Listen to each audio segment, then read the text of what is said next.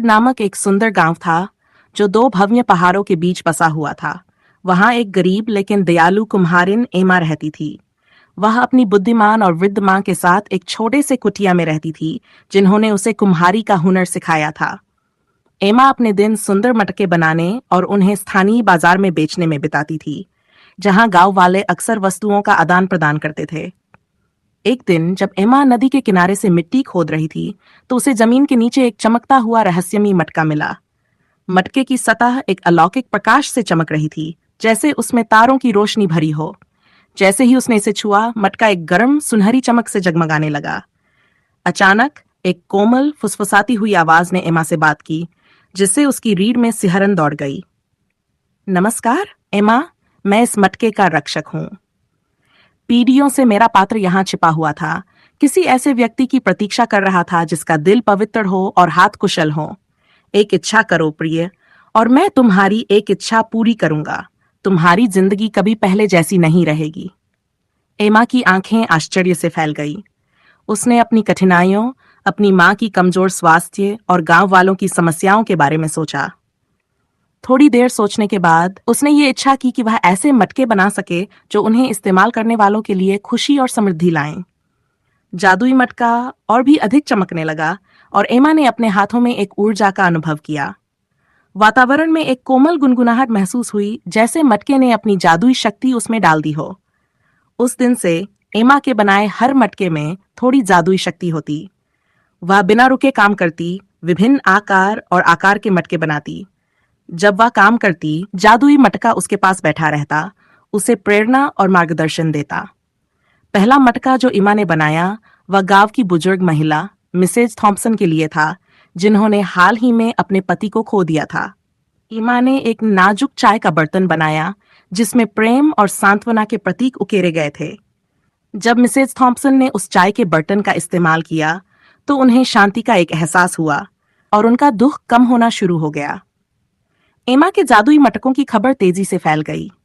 एक बीमार बच्चा टिम्मी ने उसके मटके से चाय पी और जल्द ही वह अपने रोग से ठीक हो गया। एक परेशान किसान जॉन ने एक मटका इस्तेमाल करके अपने खेतों को पानी दिया और उसकी फसल हरी भरी हो गई। एक अकेले बुजुर्ग किन्स ने एक और मटके में खाना पकाया और उसे उस मटके में प्रेम और आराम का अनुभव हुआ। जैसे जैसे जादुई मटकों की खबर फैली, पड़ोसी गांवों और कस्बों से लोग आश्वुड आने लगे। एमा की छोटी कुटिया गतिविधियों का केंद्र बन गई, जहां लोग उसकी वस्तुओं की मांग करने लगे। गांव खुशहाल हो गया और एमा की दया का फल उसे एक समृद्ध और सुखी जीवन के रूप में मिला। लेकिन हर कोई एमा की नई सफलता से खुश नहीं था। एक प्रतिद्वंद्वी कुम्हार मैल्कम उसकी प्रसिद्धि और संपत्ति से ईर्ष्या करने लगा। उसने जादुई मटका चुराने की कोशिश की, लेकिन मटके के रक्षक ने उसे ऐसा नहीं करने दिया। तुम वह नहीं ले सकते जो तुम्हारा नहीं है, रक्षक ने फुसफुसाया, और मटके की चमक तीव्र हो गई, जिससे मैल्कम पीछे हट गया। एमा की मां, जो समझदार और जानकार थीं, मटके की बढ़ती शक्ति को महसूस करने लगीं।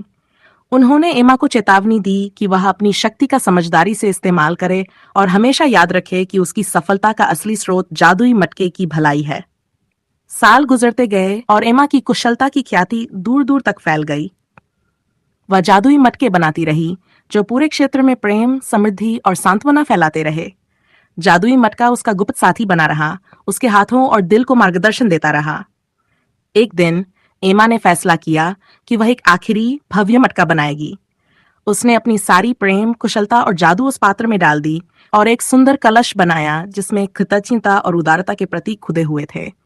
जब उसने काम पूरा किया, तो जादुई मटका सबसे अधिक चमकने लगा और रक्षक एक बार फिर बोले, एमा, तुम्हारा दिल पवित्र बना रहा है और तुम्हारे हाथों ने अनगिनत आत्माओं को खुशी दी है। तुम्हारी इच्छा पूरी हो गई है। अब समय आ गया है कि जादू अपने स्रोत पर वापस लौट जाए। इस उपहार को आगे बढ़ाओ और अगला योग्य कारीगर इस परंपरा को जारी रखे। कृतज्ञता के आंसुओं के साथ एमा ने मटके को उसी जगह पर दफन कर दिया, जहां उसने पहली बार उसे पाया था, ताकि इसकी शक्ति तब तक छिपी रहे जब तक अगला योग्य कारीगर इसे न खोज ले। उस दिन के बाद से एमा के बनाए मटकों में अब भी थोड़ी सी जादुई शक्ति होती, लेकिन अब वे उसकी अपनी प्रेम और कुशलता से भरे होते। वह मटके बनाती रही जो खुशी और समृद्धि लाते थे, लेकिन असली जादू अब उसके अपने दिल में था।